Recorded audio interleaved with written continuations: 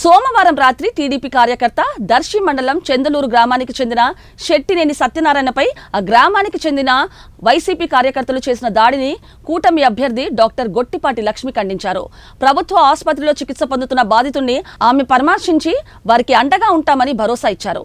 ఇలాంటి ఘటనలు జరగకుండా పోలీసులు చర్యలు తీసుకోవాలని గొట్టిపాటి లక్ష్మి కోరారు.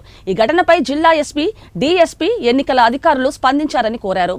ఓటమి భయంతో వైసీపీ దాడులకు తెగపడుతుందని ఆరోపించారు. సంబంధించిన సత్యం అనే తెలుగుదేశం నాయకుడిని వైసీపీ నాయకులు తీవ్రంగా కర్రలతో దాడి చేశారు. ఓటమి భయంతో ఇలాంటి ఒక హింసా రాజకీయాలు నడుపుతున్నారు. నేను ఎస్పీ గారిని, డిఎస్పీ గారిని డిమాండ్ చేస్తున్నాను, దీనికి తగిన చర్యలు తీసుకోవాలి. మరలా ఇట్లాంటి సంఘటనలు చోటు చేసుకోకుండా చూసుకోవాలి. ఎలక్షన్ కమిషన్కి కూడా మేము రిపోర్ట్ చేస్తున్నాము.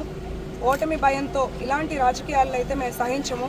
మా తెలుగుదేశం నాయకులకి, కార్యకర్తలకి మేము ఎప్పుడూ అండగా ఉంటాము. ఈ వారం రోజులు వీళ్ళు చేసే పనులని మనం ఓర్చుకుంటే మనకి ఒక స్వేచ్ఛ పాలన రాబోతుంది.